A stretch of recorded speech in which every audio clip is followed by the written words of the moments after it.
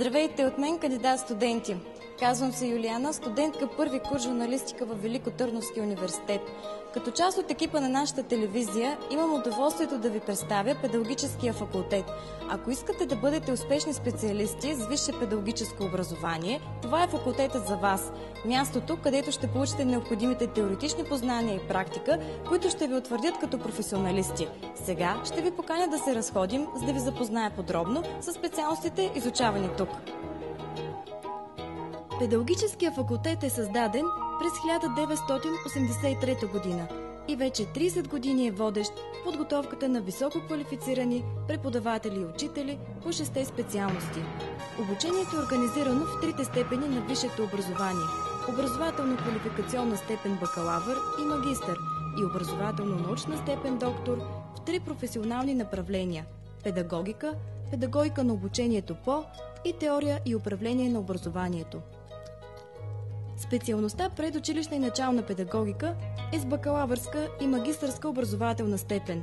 Студентите се реализират като педагози, възпитатели, детски и начални учители, както и консултанти в центрове за работа с деца. С тази квалификация може да се извършва консултантска, експертна и анимационна дейност в детските градини и началните училища. Изучаването и усвояването на чужд език е безспорна необходимост за европейското образование на подрастващите. Специалностите предучилищна педагогика и чужд език и начална училищна педагогика и чужд език предоставят задълбочено обучение по съответния чужд език – английски, немски, френски, испански и руски. Придобиват се знания и умения за преподаване в предучилищни образователни институции и в началния етап на основното образование.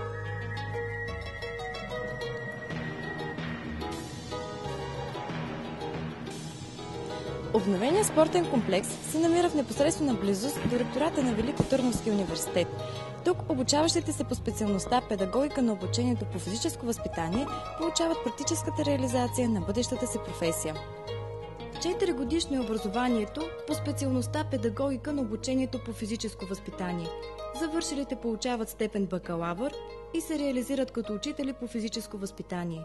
Студентите добиват сериозни познания и подготовка, като извършват физическа практика с оздравителна насоченост. Обучаващите се в специалността социална педагогика се дипломират като бакалаври и магистри. Те придобиват специализирани умения за работа с деца и възрастни, които се нуждаят от интеграция, рехабилитация и социална адаптация. Реализират се като специалисти в детски педагогически стаи или в неправителствени структури за закрила на децата.